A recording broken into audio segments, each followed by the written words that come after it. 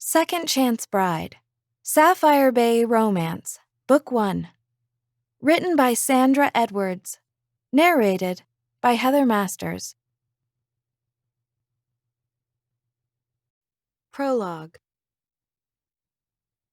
Jeannie Wainwright stared at her reflection in the mirror and ignored the light but determined tapping at the door. She remained silent, soaking up the sadness of the now empty bride's chamber. Just an hour ago, this room at the Jefferson Hills Country Club had been filled with revelry. 6 bridesmaids, Ross's sister, Jeannie's sisters, Amanda and Amber, and 3 of Jeannie's good friends, Shelley, Serena, and Jessica. Throw in the maid of honor, her best friend Cammie, Ross's mother, Jeannie's mother and grandmother, and it was like a pre-wedding party before the ceremony. But that was before Aaron, Ross's dad, called his wife out into the hallway. When she came back in, she'd lost the smile she'd left with. Jeannie had known in an instant that something was terribly wrong. The silent isolation of the now empty room wrapped its icy disdain around Jeannie, bringing her back to the present. She cleared her throat and pushed aside the memory of that devastating moment when her perfect life had ended. She didn't want to relive it again. Not now, not ever. "Go away," Jeannie said to the incessant knocker. "Jean, open the door."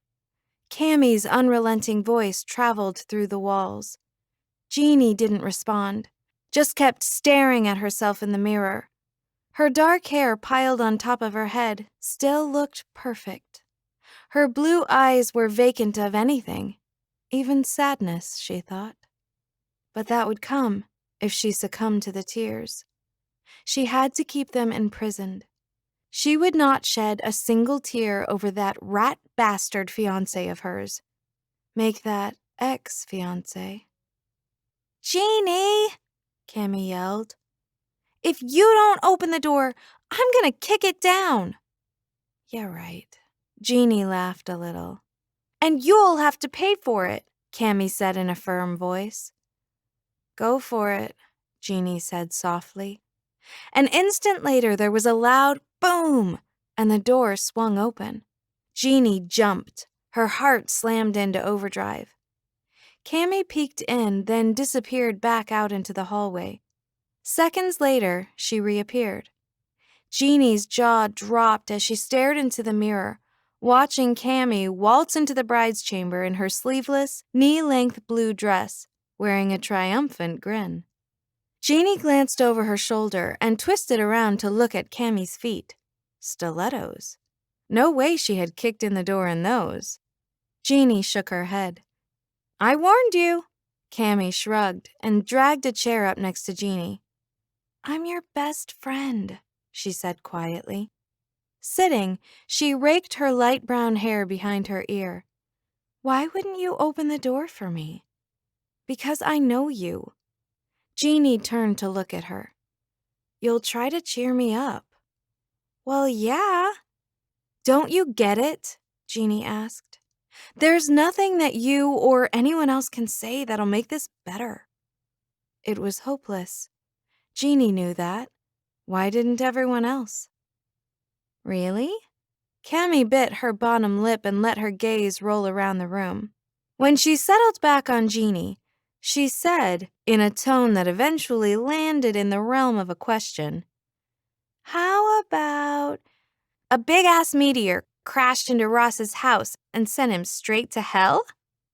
A hint of laughter escaped before Jeannie could wrangle it in and shove it back down into the despair pitted in her gut.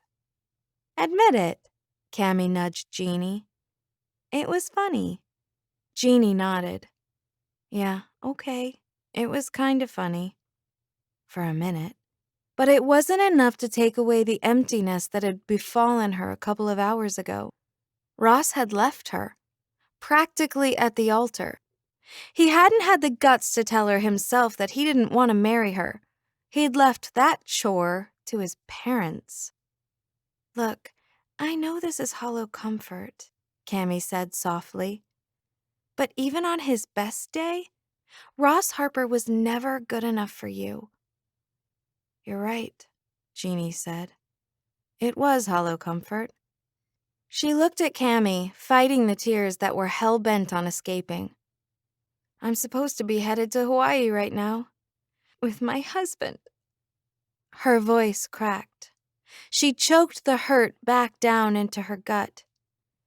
"I'd still go, if I were you," Cammy nodded. "What? Hell yes!" Cammy smirked beneath deliberately raised eyebrows. "Trade Ross's share in. Upgrade. Go in style."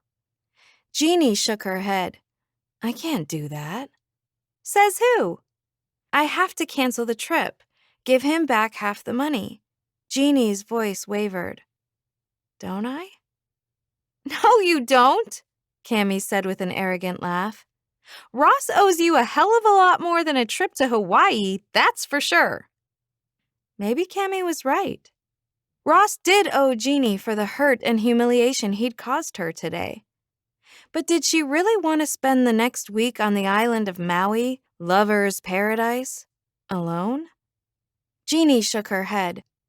"That's just what I need. A week at a resort that caters to honeymooners." "The heck with that," Cammy said. "Go to Oahu, the North Shore where it's nice and quiet. There's that swanky resort up there, Sapphire Bay or something like that. My parents love that place." Well, if Cammy's parents loved it, that was a sure sign it wouldn't be a singles playground. Sapphire Bay sounded perfect. Exactly the kind of place Jeannie could mend her broken heart. A place where there would be no eligible men. At least, none that'd pique her interest. Chapter 1.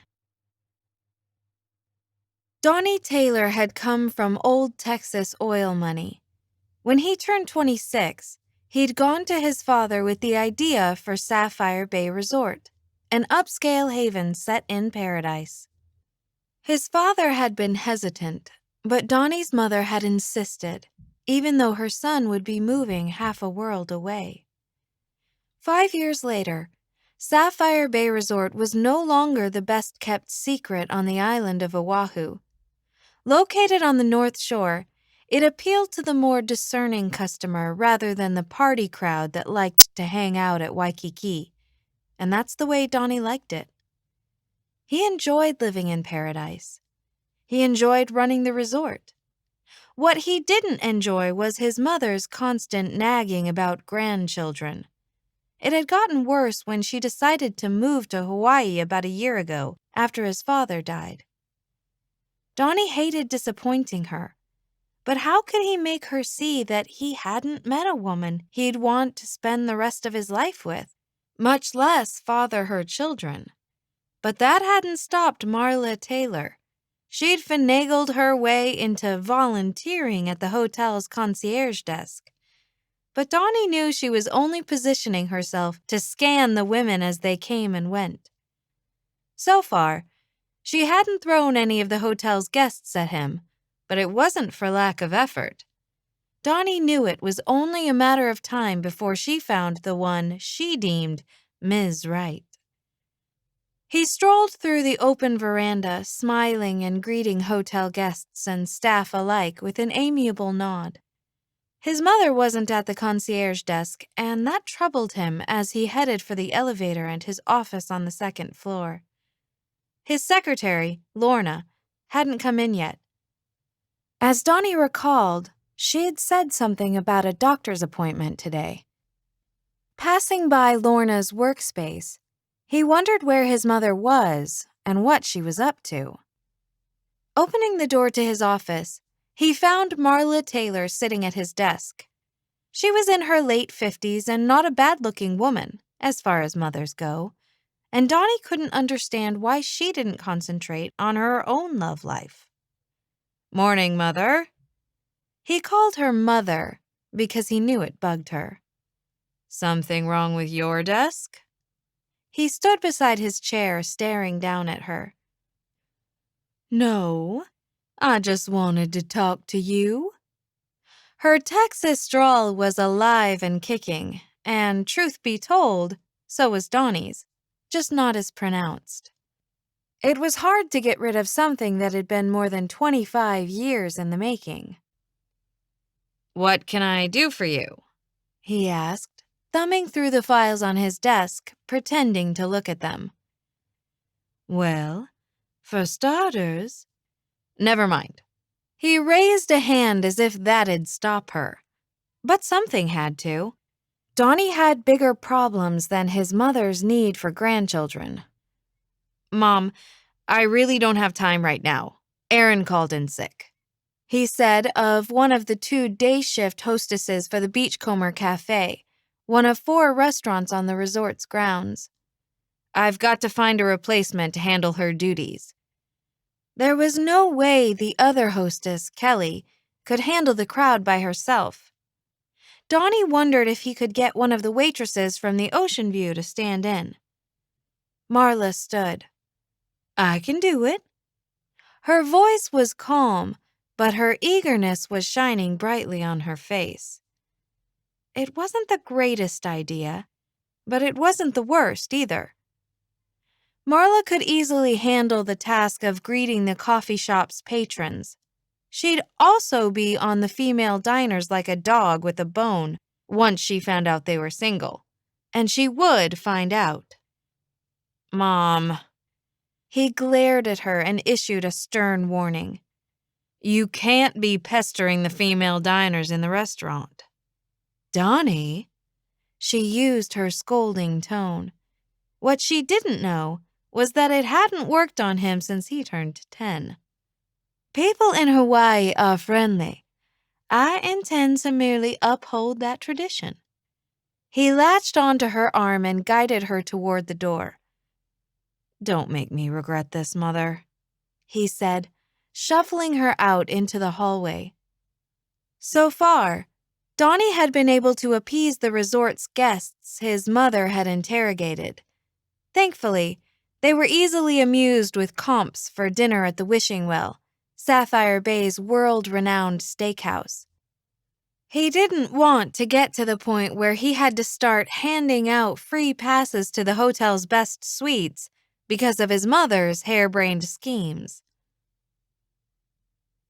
Jeannie Wainwright hid away in her room the first few days she was in Hawaii. On her 6th morning, she awakened at 5 a.m. and went down to the beach to take photos of the incredible sunrise. After breakfast at Ocean View's morning buffet, she went back to the beach and perched herself under an umbrella. She was early. The only company she had, other than beachside vendors, was a half-washed-away sandcastle, probably a leftover remnant from yesterday. As the resort's guests began to dot the shoreline, Jeannie found solace in the sight and sound of whispering waves crawling up onto the shore and then prowling back out again. Around 11:30, hunger pangs nagged at her sanity, so she decided to head back up to the hotel to grab some lunch. She pushed herself up from the beach chair, smiling to herself. She could stay right here at Sapphire Bay for the rest of her trip and be quite content. As pricey as this place was, it wasn't as costly as the honeymooner's paradise over on Maui. Cammie's bright idea had bought Jeannie a few extra days just by moving over to Oahu. That settled it. Before she headed home, she was going to visit the resort's gift shop and buy Cammie an awesome thank you present. Jeannie fished around in her beach bag and came out with a sarong, which she wrapped around her waist, and a t-shirt that she pulled down over her bikini top. Slipping her feet into her pale green reef thongs, she liked the idea that what she was wearing was suitable attire for any restaurant on the island. She trekked back inside the hotel and decided to try the Beachcomber Cafe. A woman about the same age as Jeannie's mother approached her with a smile. The coral print Hawaiian-style dress she was wearing looked good on her. Her dark hair was short and perfectly coiffed. Her makeup was done to precision. Her smile brightened her eyes and instantly flooded Jeannie with feelings of cheer. "Good morning," the woman said, then laughed, looking at her watch. She nodded and glanced back up at Jeannie. "It is still morning. Sometimes I lose track." Still laughing at herself, she added, "Just one?" Jeannie nodded. The woman grabbed a menu and motioned for Jeannie to follow her. "Would you like to sit out on the terrace? It's a lovely view." "That'd be great," Jeannie said, following the woman through the restaurant. A gentle breeze blew past as they moved outside. "You're right," Jeannie said, taking in the sight of intense blue waters glistening in the sunlight. "What a gorgeous view." The hostess led her to the far corner table, one that could seat 4. "Here," she smiled at Jeannie. "This table affords the best view." Jeannie pulled a chair out and sat. "Thank you," she said, accepting the menu from the hostess. "Brianna will be your server today," the woman said. "Can I bring you something to drink while you look over the menu?" Jeannie thought about it briefly and decided to quench her thirst with something that had a little flavor. Raspberry iced tea sounds really good. The hostess trotted away, but was back before Jeannie had time to take an extended look at the waves tumbling lazily toward the shore. "My name is Marla," she said, setting the glass of tea in front of Jeannie. "If you need anything else, just flag me down." When the waitress came around, Jeannie ordered a warm flank steak salad with mint and cilantro and a fruit bowl. Once the waitress walked away, Jeannie checked her phone for messages. She ignored them all, except the text from Cammie asking how she was doing. Jeannie answered back, "Fine, thanks. Looking forward to a few more lazy days on the beach and not having people pitying me." After she'd sent the message, Jeannie laid her phone on the tabletop and steered her gaze back toward the ocean. It practically hypnotized her. The resort's guests were sunbathing on the beach. Children were playing along the water's edge. Swimmers splashed around. Surfers rode their boards out in hopes of catching a decent wave. The scene was idyllic and, if only for a moment, chased her troubles away. When the food arrived, Jeannie barely tore her gaze away from the scene as she began eating while still concentrating on the panoramic sight before her. The simplicity of the waves rolling back and forth left her with a peaceful feeling. She wouldn't mind staying here forever. Marla had been watching the lone diner, the pretty girl she'd seated out on the terrace while she ate her meal. She'd half expected to see a man join her, but no one ever did.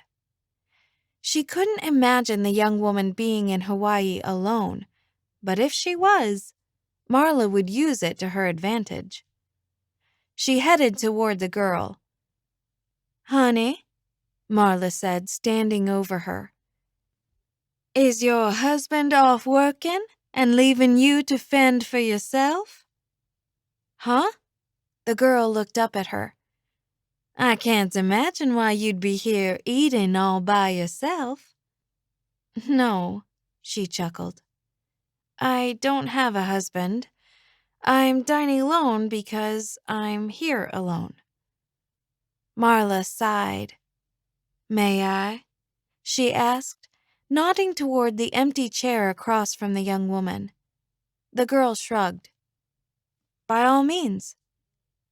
"What in the world would bring someone such as yourself to Hawaii alone?" "It's a long story." Marla sensed the pain hiding behind her smile. Her sad blue eyes gave it away. "Well," Marla said, "you've come to the right place, Miss—" "I'm sorry," The girl blushed a little. I'm Jeannie Wainwright. It's a pleasure to meet you, Jeannie. Where are you visiting us from? California, just outside San Francisco. Marla stood. If you need anything at all, be sure to let me know. If you can't find me, just ask around for me. I'm Marla Taylor. After a quick smile, Marla strolled away.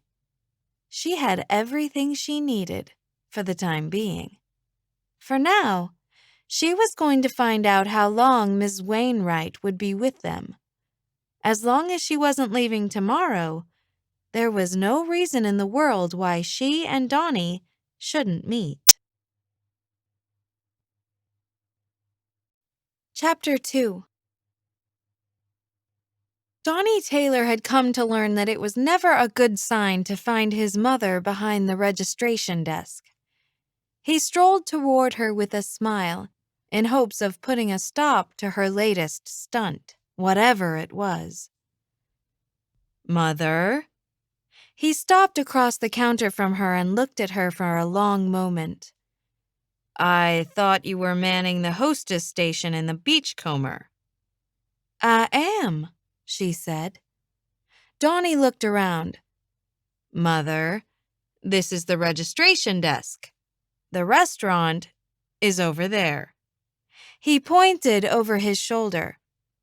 I know. She propped her hands on her hips and shot him a scowl. But you know all those tickets we received for dinner cruises on the Blue Pacific? The one you're thinking about buying? She paused and didn't continue until he nodded. Well, I was thinking that you probably don't want to distribute those tickets to our guests until you've seen the ship, right?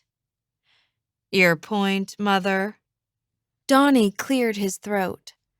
Marla paid no mind to his glare. I met one of our guests today. She's such a sweet, sweet girl, yet so sad and dejected. Something awful has happened to her.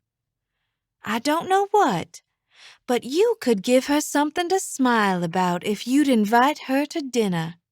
And if dinner was on the ship, you could cheer her up and check out the dinner cruise's operation at the same time.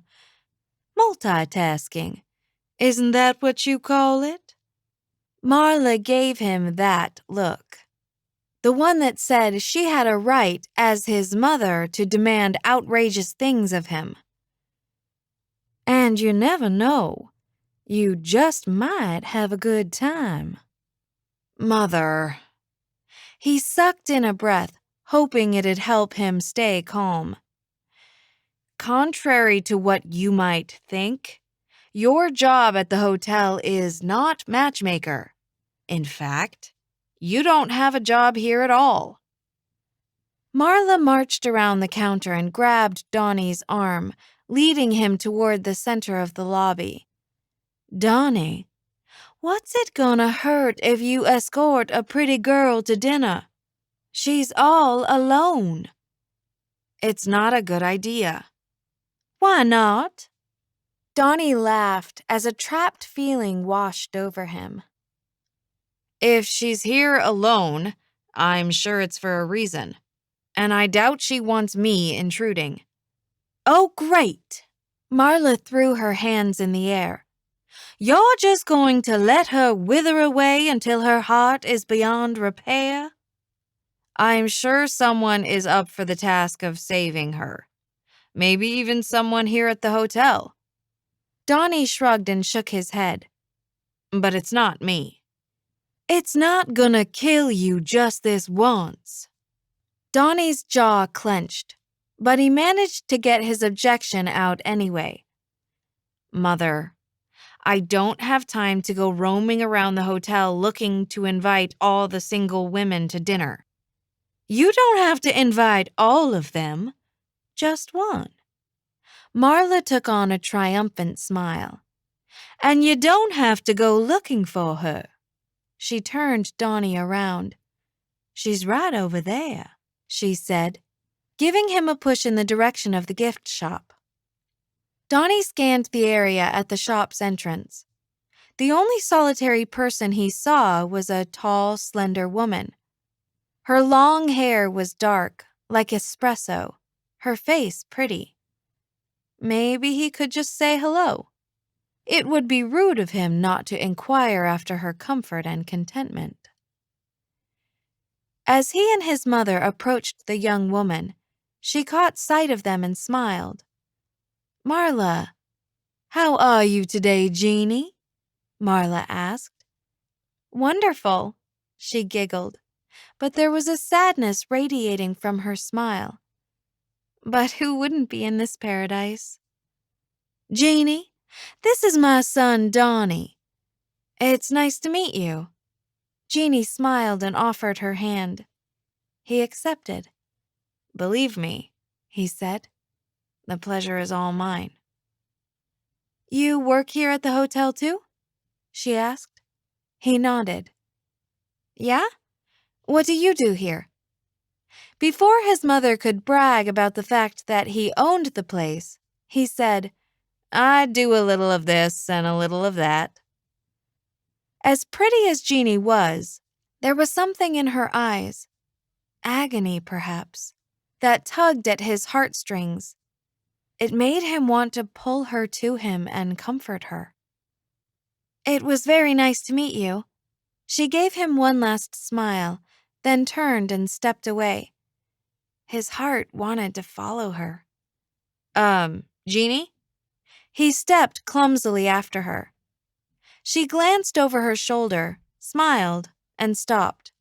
He said, "I've a favor to ask you." She waited. He swallowed the lump in his throat, or maybe it was his pride, and said, "I have to attend a dinner cruise tonight. Would you like to join me?" For a minute, she looked like she was going to decline, but then a smile tipped the corners of her mouth. "Okay." She nodded. "Might be fun." "Great. I'll meet you here in the lobby. At 4. "What's the dress code?" He chuckled, suddenly very aware of his tan trousers and yellow Hawaiian shirt. "Everything in Hawaii is casual." "All right." She nodded. "See you here in the lobby at 4. Donnie watched her walk toward the elevators. He hoped she showed. Mentally, he calculated the odds. 40-60, 30-70. Definitely not in his favor.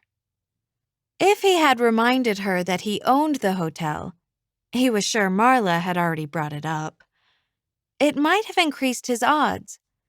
But truth be told, Donnie didn't want to have dinner with that kind of girl.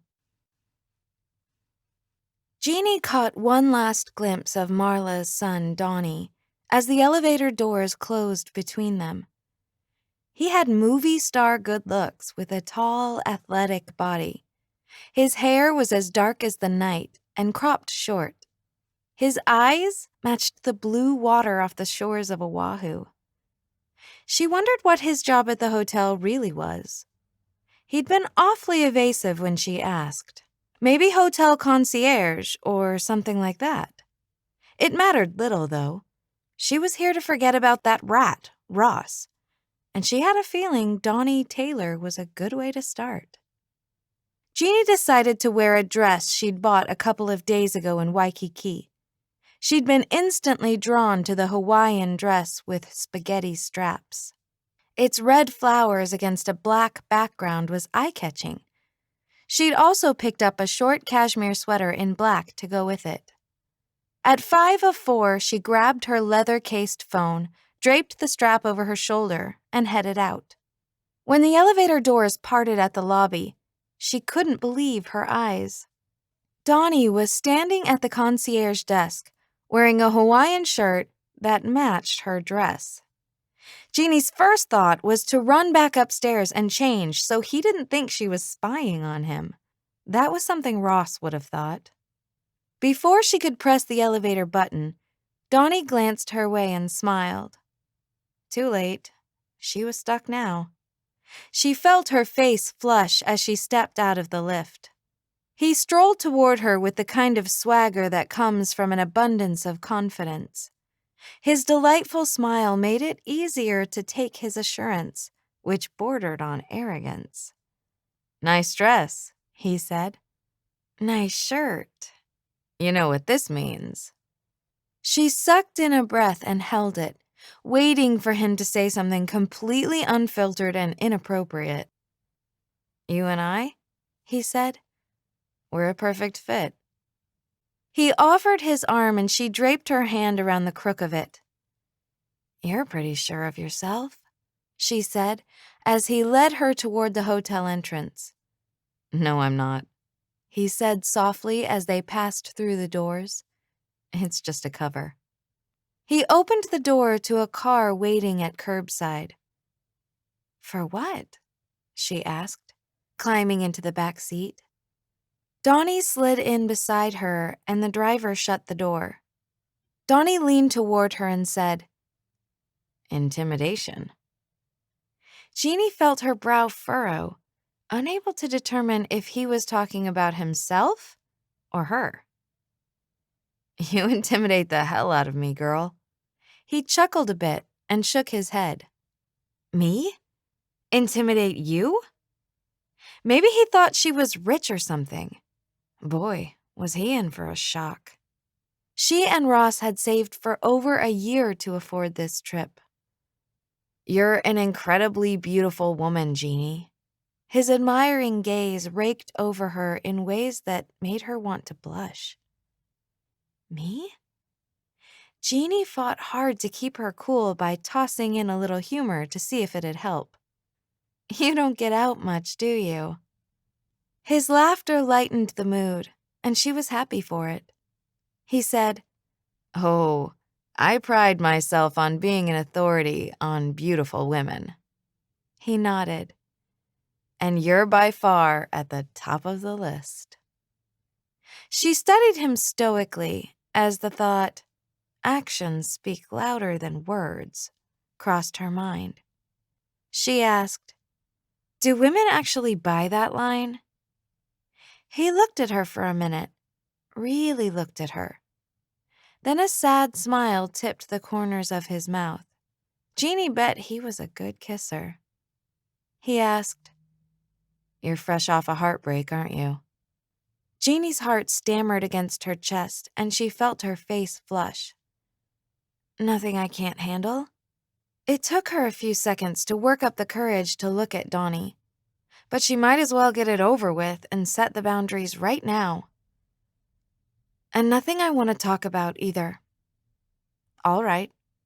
He waited a beat before saying, "Can I ask you one thing, though?" She raised her eyebrows to harden her glare. "Are you really single? Or are you just waiting on him to come to his senses single?" Jeannie hadn't considered that notion. She let the idea tumble around in her head. Would she go back to Ross? She'd like to think she wouldn't. "I am," she said, hoping to convey a measure of certainty in her words, "really single." He shot her a sly grin. "Good." The drive to the marina was pleasant, with Donnie naming points of interest along the way. Jeannie could get used to having her own personal tour guide. "Were you born on the island?" she asked. "No." He shook his head. "I've been here for around 5 years. I'm originally from Texas." Texas? She never would have guessed. There wasn't much about his accent that made him seem any different from the people she was used to chatting with on a daily basis. Although, now that she thought about it, Marla did have a touch of Southern in her tone. "Why does that surprise you?" he asked behind a chuckle. "Texas," she shrugged, "brings to mind cattle ranches, oil wells, and somebody who sounds just like J.R. Ewing. But hopefully not as ruthless, right?" "Hopefully not." Jeannie let her gaze roll out the window. Donnie was incredibly easy to talk to, and so polite and accommodating. Maybe she'd been going after the wrong type of guy. Jerks. That's what she'd always been attracted to. Why? She didn't know. But Donnie was living proof that nice guys could also be incredibly handsome and debonair. At the marina, a large crowd had gathered near a vessel that looked like a smaller version of the ship Jeannie and Cammy had taken a cruise on after graduating from high school. "So, these dinner cruises are popular here, huh?" she asked offhandedly. "That they are." The driver opened the door and Donnie climbed out, then offered his hand to her. "Thanks," she said, leveraging her way out of the car. Jeannie began to wonder how much of a dent tonight had put in Donnie's wallet. This dinner cruise couldn't be cheap. A gentle Pacific breeze blew past, taking Jeannie's worries with it. Oh well, maybe he had a coupon or something. However he'd come by the tickets, she intended to enjoy the evening.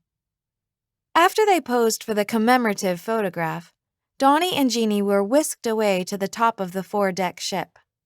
The dining room was meant to convey opulence, but Jeannie knew it was not much more than a pretense. Even so, she intended to enjoy the evening. What's not to enjoy? She was dining with an incredibly handsome man who was nothing short of the perfect gentleman. Under those circumstances, a girl could overlook the fact that the restaurant wasn't nearly as luxurious as it pretended to be. Jeannie eyed the long tables in the center of the room, hoping they wouldn't be dining at one of those. She'd prefer something a little more intimate, like one of the private tables along the windows. The hostess greeted them with a smile. "Name?" Jeannie glanced at her name tag. "Angela." Vaguely hearing Donnie say, "Taylor." The girl perused her list. "Donnie or Richard?" "Donnie." "Great."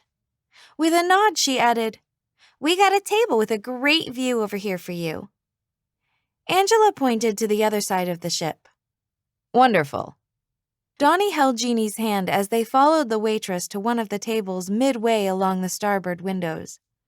Thankfully, the tables were intimate. Just 2 diners for each.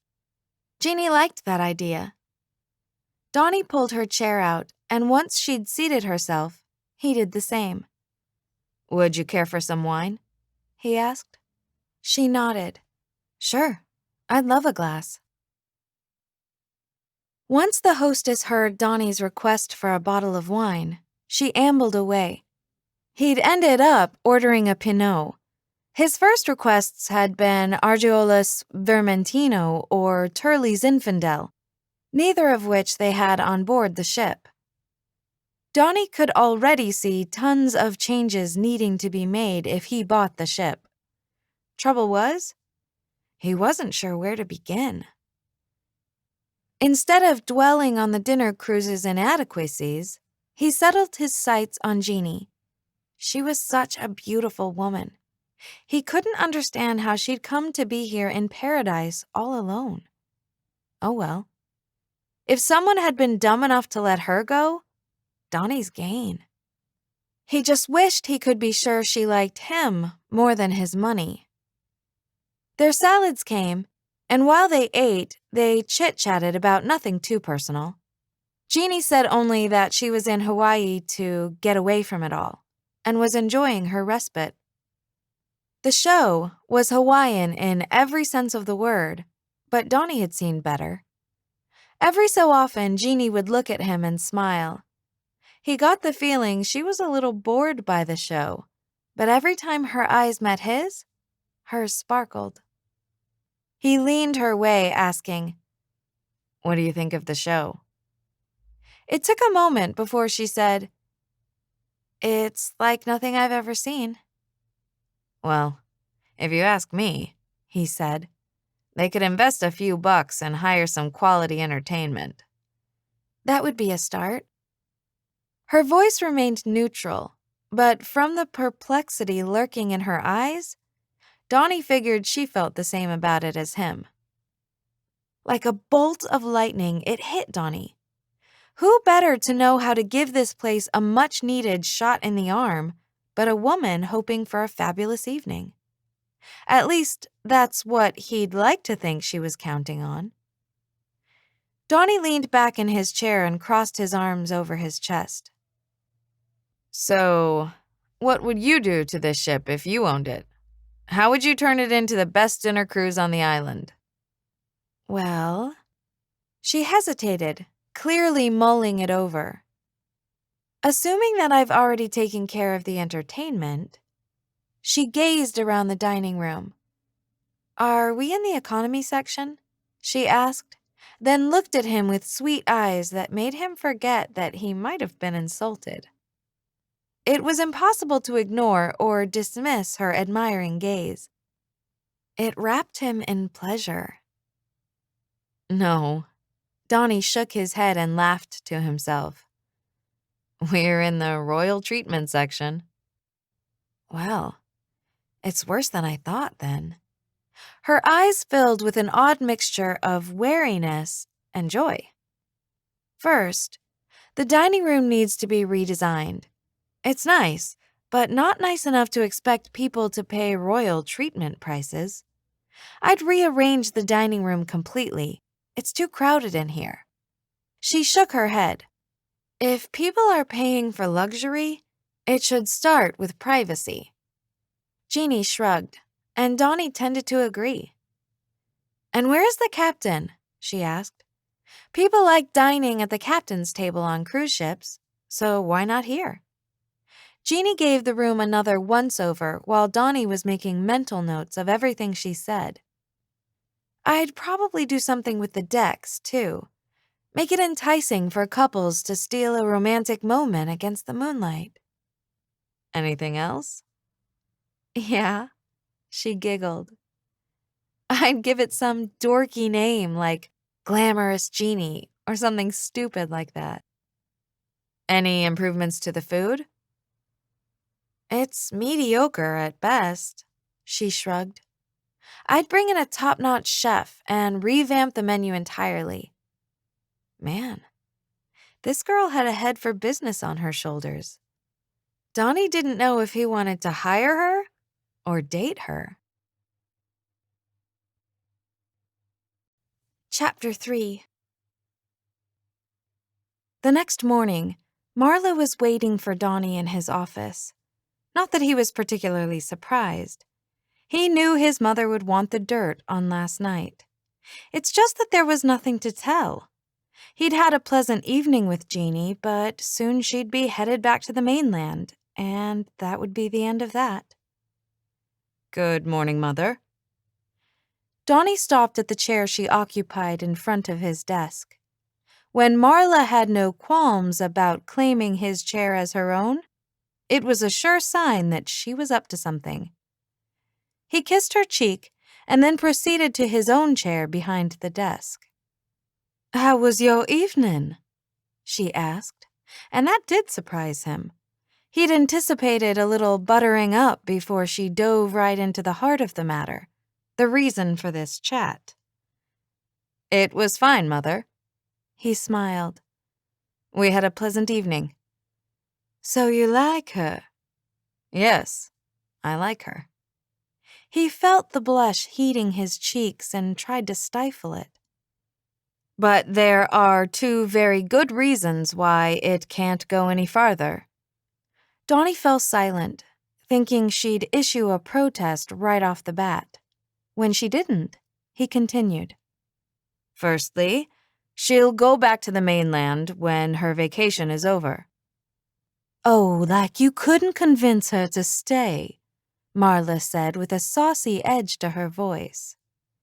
And that brings us to the second reason. Donnie nodded. How could I ever be sure if she likes me or the fact that I own this hotel?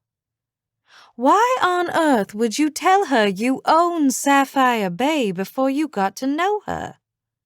I didn't tell her. You did. I didn't tell her that you own the hotel. What exactly did you tell her? That you work here. Marla shrugged. It's not a lie. Donnie rubbed his forehead with the tips of his fingers. He must have come across as a buffoon last night.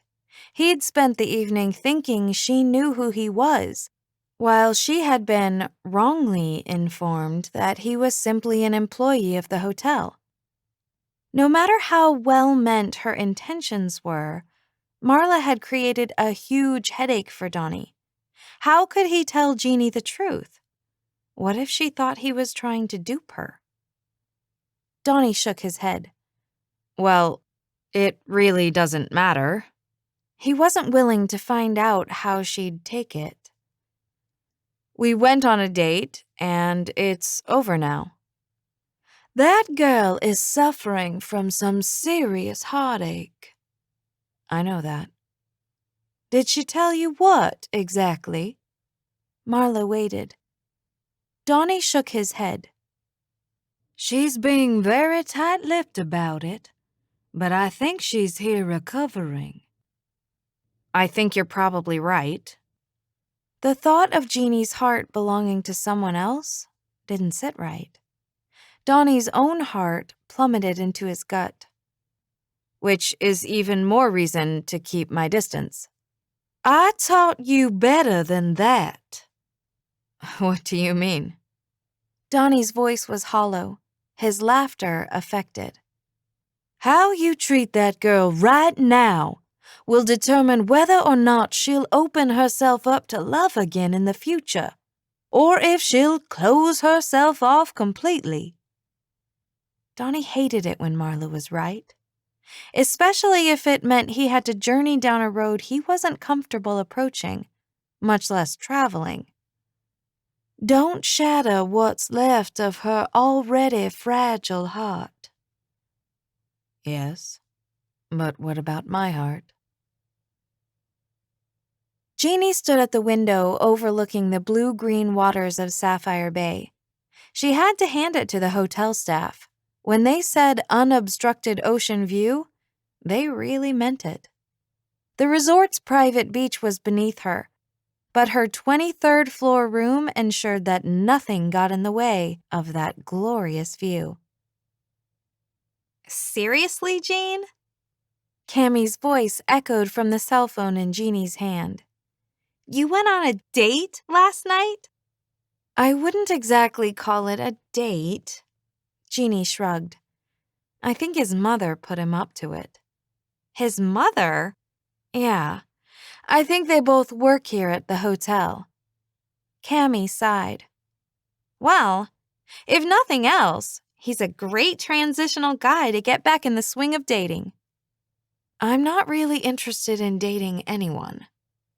Even as she said it, Jeannie knew she was lying, as images of last night flickered through her thoughts. Donnie was so easy to talk to, not to mention completely gorgeous. She wondered what his job was at the hotel, and how long he'd had to save to take her on that dinner cruise last night. It just didn't make sense that he'd spend that kind of money on a girl his mother had pushed him into taking out to dinner. Maybe the dinner cruise was a reward from the hotel for his exemplary service. No matter how it happened, the truth was, she was interested in dating Donnie, but he lived half a world away. Besides, there'll be like 2,000 miles separating us when I go back home. That was just it. Jeannie was going home, and sooner than she'd like. In a couple of days. Typical, Cammie said. You finally meet Mr. Right, and he works in a hotel in Hawaii. Her laughter teetered off. Mr. Right? Jeannie scoffed. Nobody said anything about Mr. Right. Besides, we've only had one date. One. Doesn't take more than a taste of the wine to know if the bottle's a keeper. So, did he kiss you? No. Jeannie said a little too quickly and a little too loudly. Cammy grunted. Next time, you kiss him. What? Is that not every woman's secret fantasy? To be swept off her feet by Mr. Hot and Sexy while on some exotic vacation? Cammy chuckled. Well, there's not going to be a next time. Jeannie felt the depression over that swelling inside her. We said goodbye in the lobby last night. I went my way and he went his. We made no plans to see each other again. Oh, he's got a call. Says who? The fantasy doesn't end like this, Jean. Cammy's insistence flowed through the phone. It ends with one of you having to make the decision to move to where the other lives. My money's on you. Why me? Because I want to come visit you in Hawaii. Well, you're out of luck. I'll be leaving in a couple of days, and I don't anticipate seeing him again beforehand. Of course you'll see him again. Fate wouldn't be that cruel.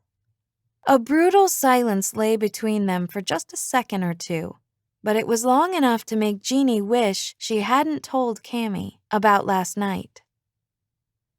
Plus, Cammy continued, he works at the hotel where you're staying. Jeannie was about to object when a firm knock pulled her thoughts toward the door. Hang on, someone's at the door. Mr. Fantasy, Cammy giggled. Jeannie opened the door to a delivery person behind a dozen white roses. Jeannie's heart thudded against her chest. The girl behind the bouquet peeked around and smiled. Jeannie Wainwright? She asked. Jeannie nodded. These are for you. I'll just need a signature. Hang on, Jeannie said into the phone, then used both hands, her phone still in one, to grab the vase. She set the roses on the table by the door, then signed the girl's tablet. 1 second and I'll get you a tip. She hurried toward the dresser where she'd laid her purse, grabbed her wallet, and fished out a 5. Thanks, she said, handing the money to the girl before closing the door. Jeannie leaned against the door. Crazy, chaotic thoughts raced through her head. Where had the flowers come from? Jean, what's going on? Cammy's voice came from the phone lying on the table next to the roses. Jeannie grabbed it. Cammy, she said breathlessly, somebody sent me a dozen white roses. Both girls were keenly aware that Ross had a habit of sending Jeannie white roses. Jeannie didn't want them to be from Ross. She hadn't thought of him, not once, since she'd first laid eyes on Donnie Taylor yesterday, and she liked it like that. Finally, Cammy said, They're from Mr. Fantasy.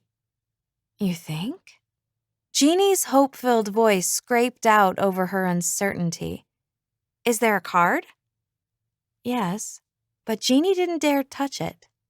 What's it say? Cammy asked. Who sent the flowers? I don't know. It doesn't say? No, I haven't read it. Well, geez, girl, open the damn card and read it. Jeannie inched toward the card and plucked it carefully from its perch.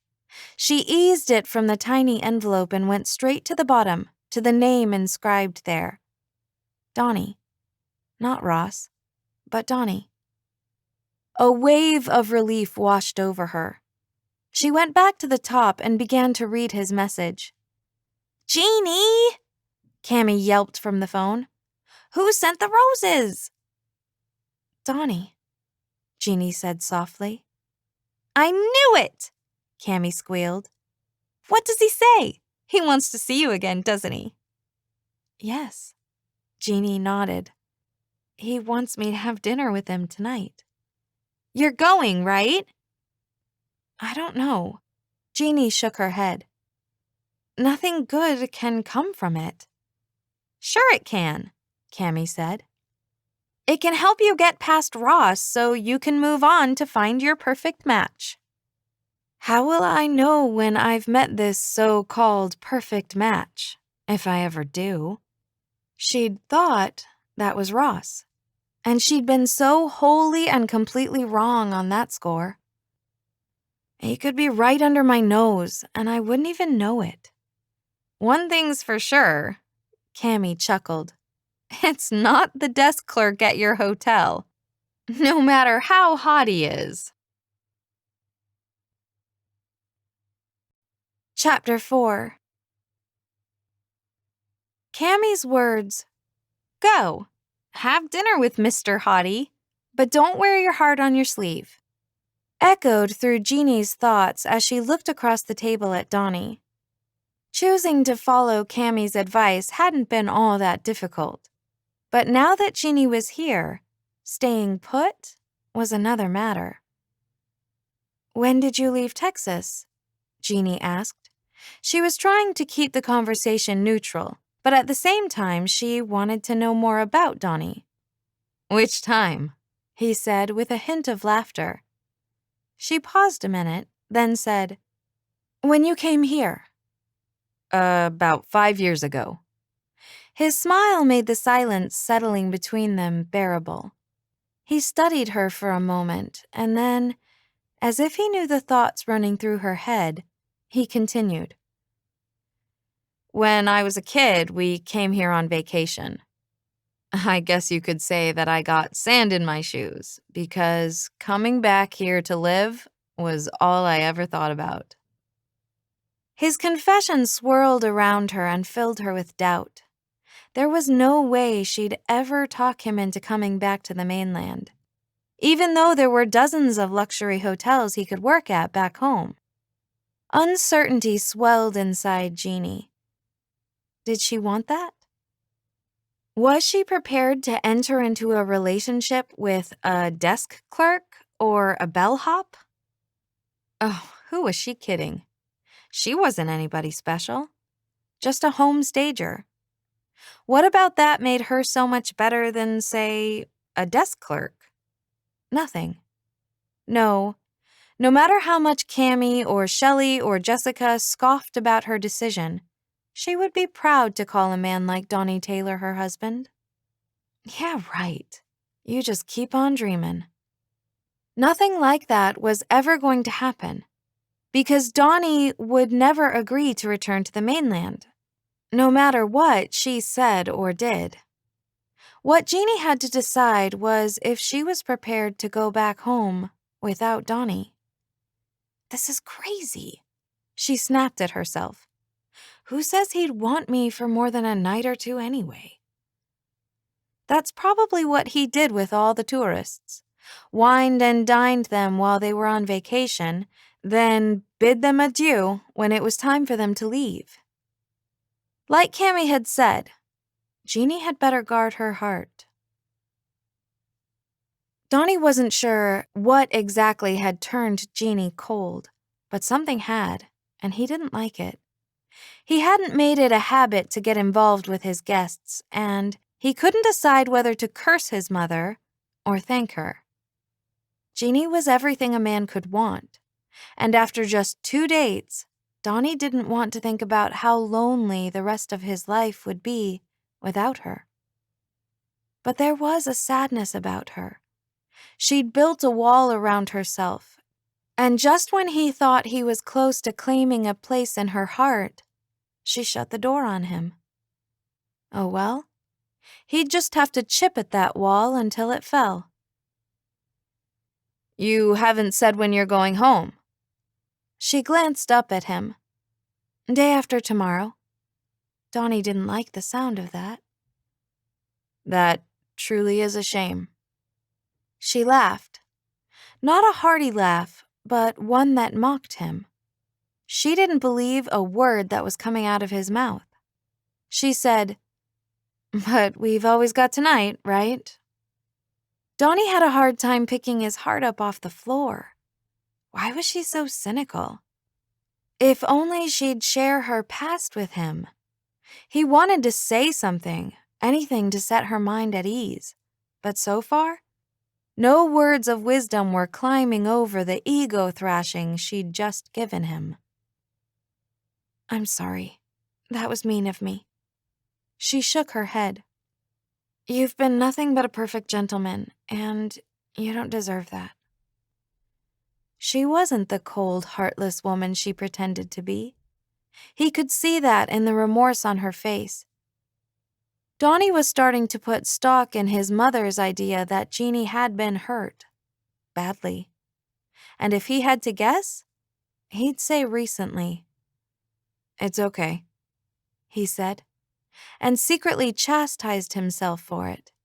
He should run for the hills before this girl got the chance to break his heart. Instead, he added, but I wish you'd tell me why you're in Hawaii alone. It couldn't be put to her any plainer than that. If Jeannie didn't tell Donnie about Ross right now, this moment, she'd spoil any chance they might have for a future together. Like that was ever going to happen. Nevertheless, Donnie had specifically asked to know why she was here alone, so continuing to hide it just didn't seem right. She didn't have to like it. She didn't want to talk about Ross. She wanted to forget about him.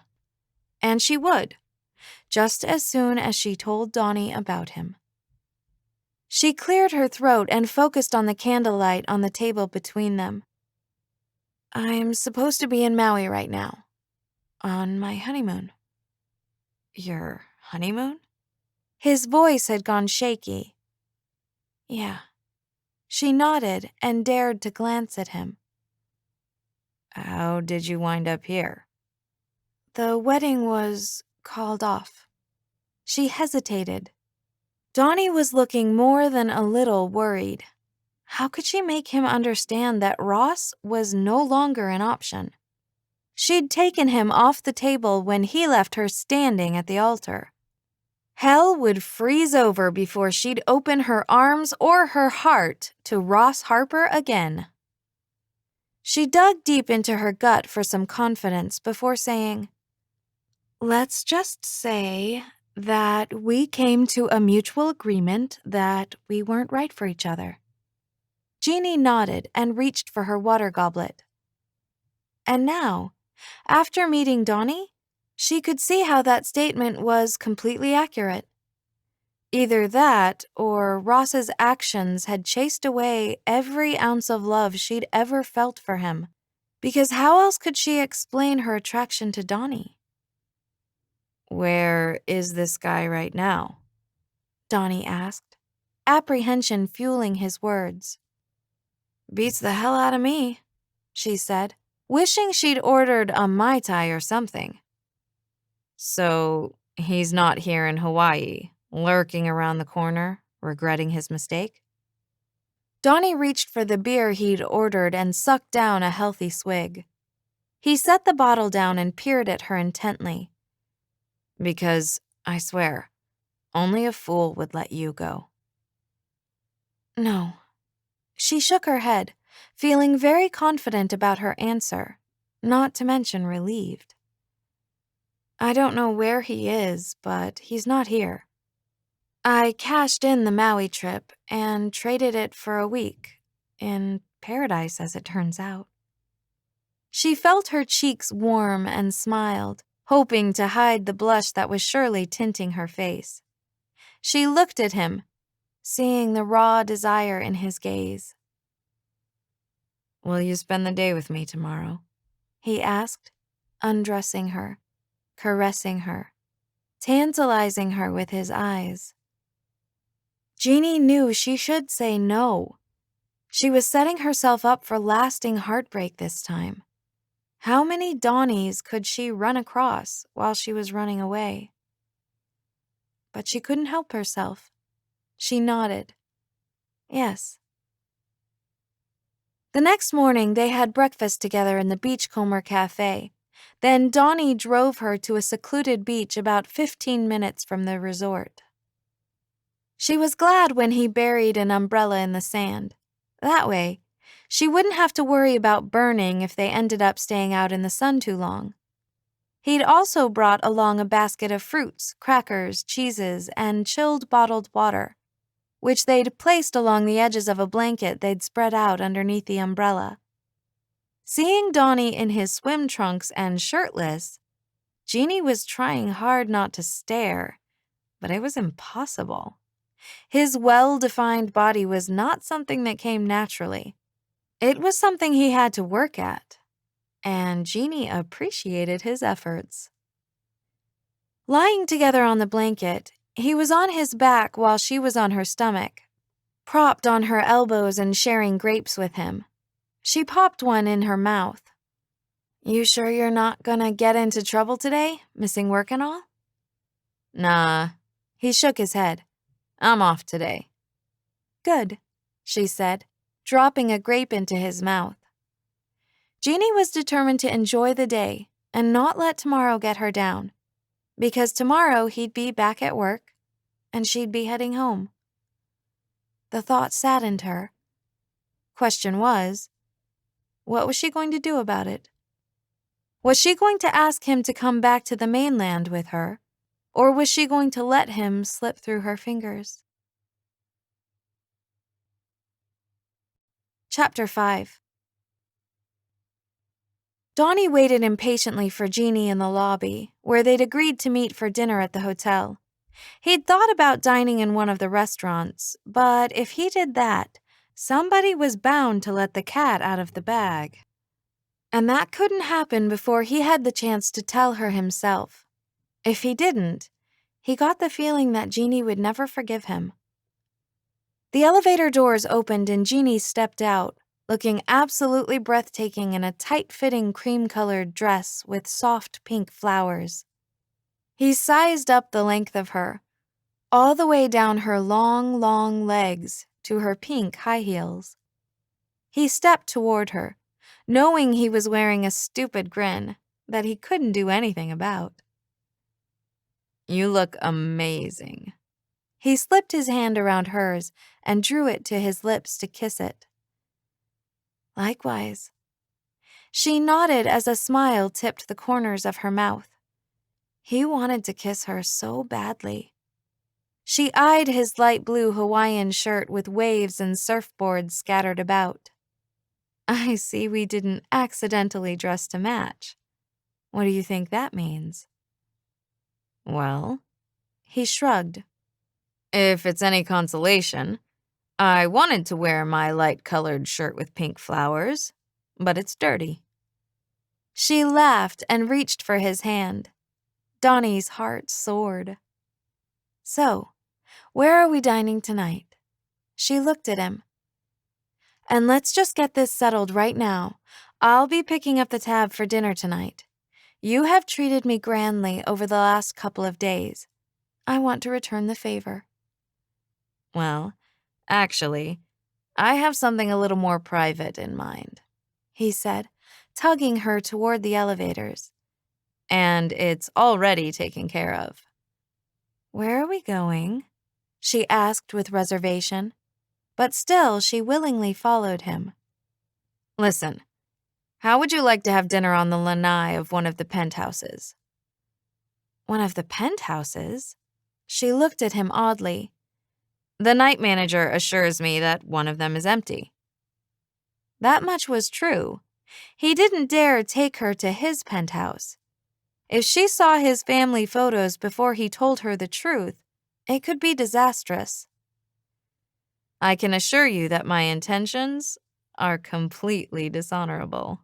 He chuckled and pulled her to him once the elevator doors closed them inside. "Are you sure we're not going to get into trouble? And by we, I mean you." "It's fine." Donnie buried his face in her hair and whispered against her ear, "I want tonight to be incredibly memorable." And it was true. He did. He wanted her to experience the luxuries he could provide before she found out it would be the norm for them. He wanted to be sure she wanted to be with him, and that the rest was merely an enjoyable perk. "Oh, I don't think you're going to have to worry about that." She giggled and then kissed him, long and hard and deep. The elevator doors parted at a penthouse that mirrored the one Donnie lived in on the floor above. Marla lived across the hall from this one, and Sammy, who worked the night shift, assured Donnie that she wouldn't find out they were there. Donnie didn't know for sure what might happen this evening, but whatever it was, he didn't want his mother barging in. The lights had been turned low. Soft music played in the background. It seemed more romantic that way. He guided her toward the lanai where candlelight lit the table housing their dinner in covered dishes. A bottle of champagne was chilling on ice at one corner of the table. Jeannie had mentioned that she loved a good steak, and Donnie had brought in the best the island had to offer, but all she did was pick at it. After several minutes of silence, he asked, "Everything okay?" "Yeah." She nodded and glanced up at him. "I'm gonna miss you," she added with a lonely smile. Donnie pushed himself up from the table and went to her side, offering his hand. "Will you dance with me?" Jeannie gazed up at Donnie. Her heart ached a little that he didn't return the sentiment, but she took his hand and let him pull her into his arms. It felt good there. Memories from the beach flashed through her mind. Images of his chiseled body urged her to glide her hands up his arms and around his broad shoulders. She held him tight, wanting to memorize every inch of him and the way it felt to be pressed against him. "Are you sure you have to leave tomorrow?" he whispered against her ear. "I wish I didn't." "Then don't." Jeannie looked up at Donnie. "Leaving here, leaving you, is the last thing I want to do, but I literally can't afford to stay." Shaking her head, she added, "I have a business back home that's not going to run itself." "Move it here." Jeannie stopped dancing. "My heart says, yes, yes, yes." She drew in a deep breath. "But my mind, which is dictated by logic, says, how is that supposed to work?" She shook her head. "I have no business contacts here. How in the world would I get my business off the ground and make it successful enough to afford to live here?" "You can stay with me." Jeannie went silent for a moment. How did she inquire tastefully about his living arrangements? She hoped he didn't live with his mother. "Where do you live exactly?" "Here," he said cautiously, "at the hotel." The look on his face said there was more. She stayed quiet, waiting for him to tell her the rest. She'd heard about large resorts and expensive, out-of-the-way places having staff quarters, akin to cruise ship quarters for their employees' benefit. She could see herself building a life with Donnie, but not in an 8x8 room. "Maybe we'd better sit down," he said, guiding her toward the sofa on the terrace. Uh-oh. She drew a deep breath and prepared to let her logic come pouring out. "You know, I'm not going to try to deny that there's something very real and powerful between us." He nudged her closer to him on the couch. "I believe it's called love at first sight." "I don't know what it's called." She shook her head. "I just know that my life's going to be pretty empty without you in it." "It doesn't have to be that way. You and I can choose to spend the rest of our lives together."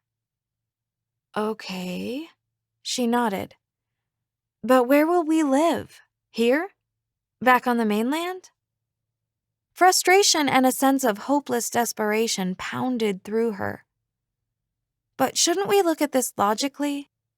Where can we make the most comfortable home for ourselves?" "Do you like this penthouse? Would you like to live here?" He flashed her a tempting smile, and Jeannie tried hard to ignore it as she shook her head in denial. "No?" he asked, as if he didn't believe her. This has been a fantastic day and a wonderful evening. A lot like a fairy tale. She blew out her exasperation in a sigh. The fairy tale had to end, and soon, didn't it? But the reality is that we're here under false pretenses. The night manager is your friend, and he let you into this empty suite. It's hard to build a life when you're hopping around in the vacant hotel rooms and in secret. Okay. His voice boomed as he straightened and stiffened. There's something you need to know. All right, she said cautiously. She couldn't imagine what could be worse, but he had grown uptight, and that always meant worse. The night manager is not my friend. Exactly. His gaze withered away with his confidence. His voice was whiskey rough as he forced out the words. He's actually my employee. I own this hotel. Chaos churned the thoughts in Jeannie's head. Her heart pounded against her chest. He owned the hotel? All this time she'd thought he was simply an employee. How he must have laughed at her when she showed concern that he might lose his job over the liberties he was taking with the resort. What a fool she'd been. He owned the hotel. She stiffened and moved to slide away from him. He tightened his embrace and pulled her back against him. Don't do this, he said in an almost pleading tone. I'm still the same guy you haven't been able to stop staring at since we met. I'm still the same guy who held you while we danced tonight. I'm still the same guy who's fallen in love with you. Epilogue. 6 months later. Donnie had wanted to give Jeannie the perfect wedding day, and he was confident that he'd succeeded. He'd brought her parents, her sisters, and all her friends to celebrate with them. It had been a grand day, and the reception was filled with love, laughter, and opulence at Sapphire Bay Resort's new party terrace. Donnie had it constructed on the south lawn, at Jeannie's suggestion. And he had to agree with her idea to cater to newlyweds and those celebrating milestones such as anniversaries, graduations, and other lifetime events. It was fitting that he and Jeannie had danced the very first dance under the stars on the terrace's dance floor, and they were still dancing long after their guests had disappeared into their own plans for the evening. I'm glad you talked me into staying, she said. I'm glad you let me, Donnie chuckled. Well, you're very persuasive. I have something for you, he said. You really don't have to keep giving me all these presents. This one you've earned. I earned, she said warily. She wouldn't be what she is today without you. She? Her voice was edgy, but the smile tipping her lips said she was amused. Would you like to meet her? Okay, she said, a bit reserved. What's her name? Funny thing, her name is Jeannie too, he said in a cool tone. We'll have to take a drive. With a raised eyebrow, she said, This better be good, sailor. 15 minutes later, they arrived at the Sapphire Bay Marina. It took a lot of trust, Donnie decided, for Jeannie to let him lead her along the pier blindfolded. He stopped her, keeping his hands on her shoulders. Okay, you can look. She eased the blindfold up to see a familiar-looking ship with the name Glamorous Jeannie. She's all yours, he said with a sweeping gesture. With all the changes you specified when we went on that dinner cruise. Our first date. This is the ship? She asked. He nodded. Her smile broadened in approval. And you bought it? You own this thing now? Donnie shook his head. You own it. Me? It was your assessment of what was wrong with the ship, which was spot on, by the way, that made me realize you were not only beautiful, but incredibly smart as well. He pulled her into his arms and gently stroked a strand of her chocolate hair from her face. That's when I knew. Knew what? She asked, her gaze completely absorbed in his. That I'd be a complete idiot to let you walk out of my life.